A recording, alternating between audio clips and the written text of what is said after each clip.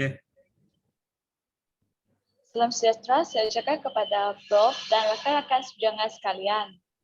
Pada hari ini kami akan membentangkan topik pertumbuhan populasi. Kami dari kumpulan 16 akan membuat tajuk tugasan kami yang bertajuk faktor-faktor pertumbuhan populasi serta kesan pertumbuhan populasi terhadap aspek ekonomi, sosial dan alam sekitar. Seterusnya, saya akan menyerahkan pembentangan ini kepada rakan pembentangan saya iaitu Saudara Muhammad Azri. Dipersilakan.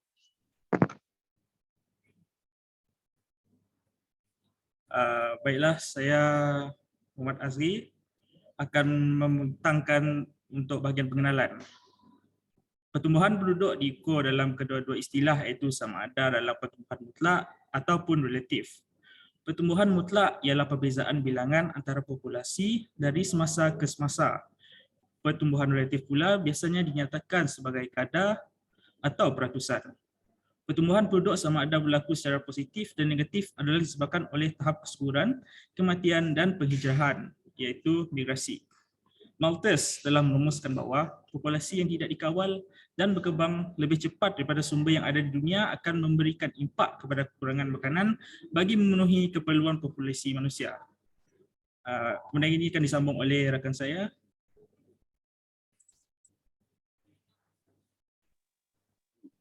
Halo, nama saya Anthony Ame. Saya akan membentangkan berkenaan dengan latar belakang pertumbuhan populasi ini ialah perubahan yang berlaku terhadap pertambahan penduduk dari semasa ke semasa. Menurut Widyaswapno 2015, pertumbuhan populasi ini di setiap negara ini menimbulkan impak yang negatif terhadap sesebuah negara. Populasi ini juga dikategorikan kepada tiga, iaitu penduduk lelaki yang tak berkahwin, penduduk perempuan yang tak berkahwin dan penduduk yang kahwin. Dreyer 1993. Menurut laporan Roni 2021, perkembangan demografi di China sudah menjadi kerisauan disebabkan pada sebelumnya China merupakan sebuah negara yang lambat dalam peningkatan populasi. Next. Kadar kelahiran yang sangat tinggi di China menyebabkan polisi seorang anak diperkenalkan bagi mengurangkan kadar kelahiran yang menyumbang kepada pertumbuhan populasi. Suhaimi 2019. Menurut laporan dari Sinar Harian ini 2019, India akan menjadi sebuah negara memiliki jumlah populasi yang banyak menjelang tahun 2050. Dari aspek ekonomi, pertumbuhan populasi ini akan menyebabkan penurunan terhadap sektor dalam ekonomi dalam sebuah negara. Misalnya, pertumbuhan populasi di India telah menyebabkan peningkatan terhadap kadar kemiskinan. Dewinta 2015. Berdasarkan aspek alam sekitar pula, pertumbuhan populasi ini akan memberikan impak negatif terhadap alam sekitar, terutamanya di sini kita dapat melihat terhadap penduduk yang tinggal di sekitaran kecil dan terjejas akan berlaku masalah kesihatan yang tinggi terhadap mereka. Dan dari sudut sosial, pertumbuhan populasi ini bisa berlaku disebabkan peluang pekerjaan, pendidikan dan perkahwinan. Ramai penduduk yang terpaksa berpindah hanya untuk mendapatkan pekerjaan. Itu saja daripada saya dan kemudian saya menyerahkan kepada rakan saya.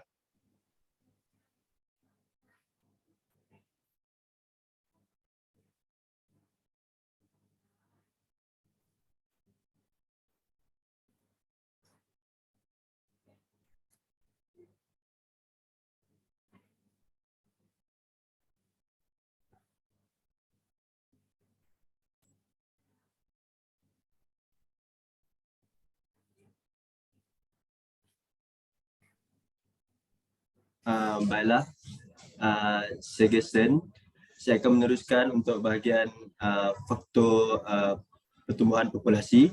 Jadi faktor yang pertama ialah faktor kadar kelahiran yang tinggi.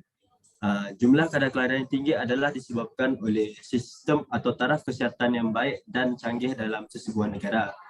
Ini mampu untuk menjamin dari segi kelahiran bayi yang sempurna dengan adanya tahap kesihatan yang baik.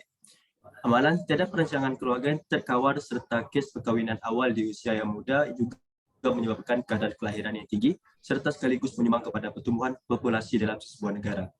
Faktor seterusnya adalah faktor migrasi. Perpindahan penduduk dari satu kawasan ke satu kawasan boleh menyebabkan berlakunya peningkatan jumlah manusia atau populasi penduduk di dalam sesebuah kawasan. Sebagai contoh, perpindahan penduduk dari kawasan luar bandar ke kawasan bandar. Hal ini berpunca daripada peluang pekerjaan yang ditawarkan di kawasan luar bandar yang lebih luas berbanding dengan kawasan luar bandar. Perkara ini mengakibatkan kebanyakan penduduk menetap di sebuah kawasan bandar atas berbagai faktor seperti faktor pertempatan ataupun faktor peluang pekerjaan.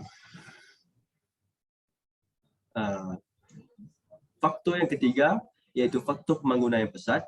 Aktiviti pembangunan yang pesat di dalam sebuah negara secara tidak langsung akan menarik juga orang luar dari negara lain untuk datang ke negara tersebut bagi mencari peluang pekerjaan yang lebih lumayan. Sebagai contohnya, orang luar dari negara lain akan datang bekerja ke Malaysia untuk mendapatkan sumber pendapatan yang lebih lumayan atau atas faktor lain seperti faktor melancong. Baiklah, saya akan serahkan kepada rakan saya yang seterusnya untuk faktor yang keempat.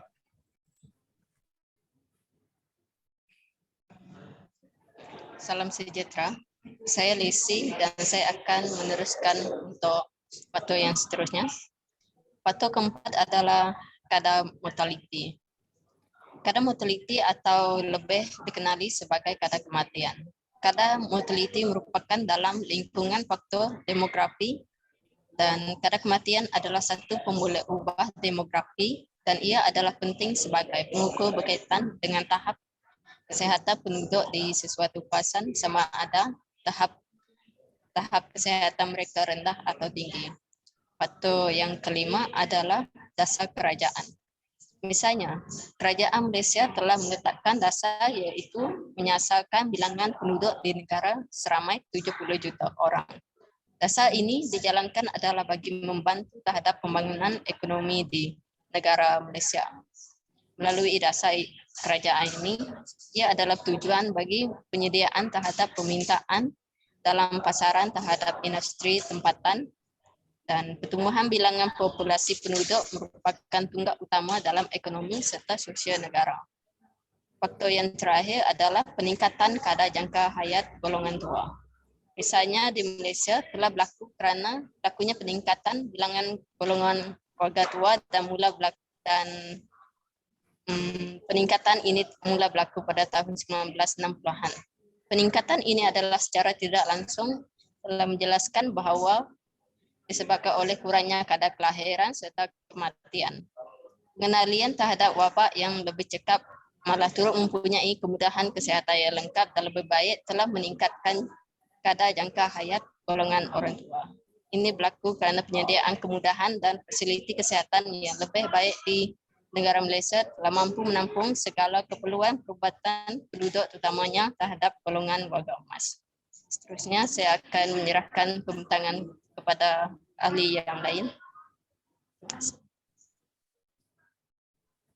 Terima kasih Saudari Lesi. Seterusnya saya akan membentangkan kesan pertumbuhan populasi terhadap aspek ekonomi sosial dalam sekitar.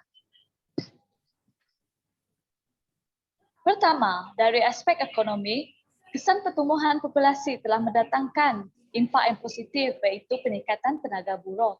Menurut Simon 2019, sebuah negara yang mempunyai populasi yang tinggi mampu untuk membekalkan tenaga kerja yang banyak. Sebagai contohnya, populasi di Pakistan semakin meningkat setiap tahun.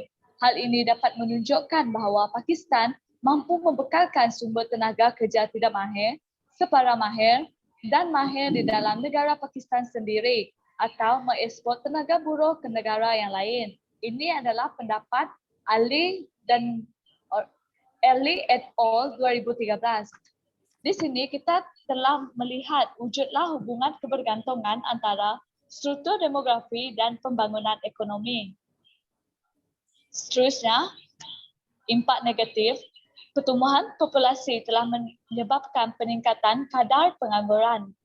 Pertambahan jumlah populasi menyebabkan berlakunya persaingan untuk mendapatkan peluang pekerjaan. Sebagai contohnya, di negara Nigeria, peningkatan jumlah populasi menyebabkan penduduk di negara tersebut sukar untuk mendapatkan pekerjaan yang ada di negara mereka. Di negara Nigeria pula, juga peluang pekerjaan yang ada tidak dapat menampung jumlah penduduk yang ada di negara tersebut. Hal ini telah menimbulkan jurang pendapatan antara penduduk yang mempunyai pekerjaan dan juga penduduk yang tidak bekerja. Seterusnya, pertumbuhan populasi juga telah mendatangkan impak yang negatif terhadap aspek sosial. Pertumbuhan populasi telah menyebabkan berlakunya kualiti kehidupan terjejas. Dalam konteks ini, pertumbuhan populasi, bilangan populasi di seluruh negara mempengaruhi taraf hidup penduduk di sebuah negara. Menurut Ogun Lee 2018, pertumbuhan populasi juga memberikan kesan kepada wujudnya penduduk yang berhadapan dengan isu kemiskinan. Sebagai contohnya, di India, peningkatan populasi membawa kepada perubahan sosial penduduk terutamanya di kawasan bandar. Pertambahan jumlah populasi yang pesat telah mengakibatkan berlakunya peningkatan kes gelandangan di India. Seterusnya, saya akan menyerahkan pembentangan ini kepada rakan seperjuangan saya.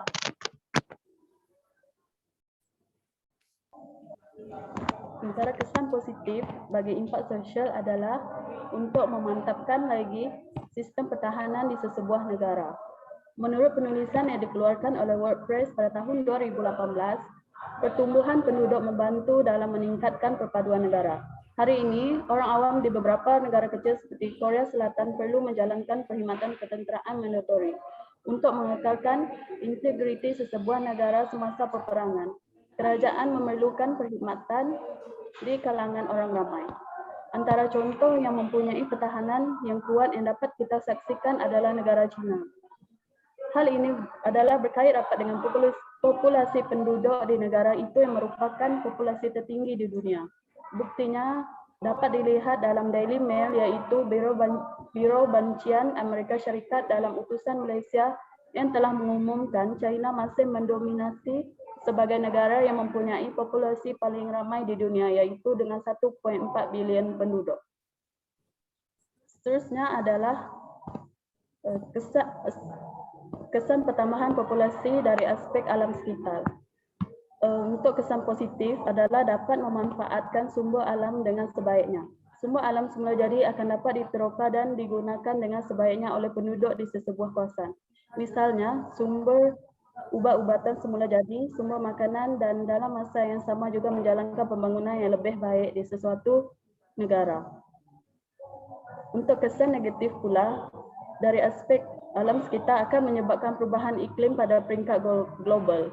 Hutan-hutan tebal perlu dikorbankan untuk pelbagai tujuan, antaranya adalah pembukaan kawasan baharu sebagai pertempatan penduduk. Aktiviti penggodola hutan pula sudah pasti akan meninggalkan kesan buruk yang berpanjangan kepada alam sekitar. Dan dalam masa yang sama juga aktiviti manusia di atas bumi pasti akan meninggalkan kesan rumah hijau yang akan menyebabkan perubahan iklim pada peringkat global. Itu saja, sekian, terima kasih. Kesimpulannya, kesan pertumbuhan penduduk mungkin berbeza dari pelbagai isu bergantung dengan isu-isu yang telah dinyatakan seperti alam sekitar, ekonomi dan sosial. Selain itu, dasar untuk mengurangkan pertumbuhan penduduk boleh memberikan sumbangan penting kepada pembangunan terutamanya dalam jangka panjang, tetapi kesannya akan berkurangan jika tidak disokong oleh dasar makroekonomi dan sektor-sektor industri yang betul. Pada masa yang sama, kegagalan untuk menangani masalah penduduk itu sendiri akan mengurangkan dasar makroekonomi dan sektor dalam beberapa jangka masa yang panjang dalam menjamin pembangunan yang mampan di seluruh dunia. Itu sahaja dari perkumpulan kami. Sekian, terima kasih.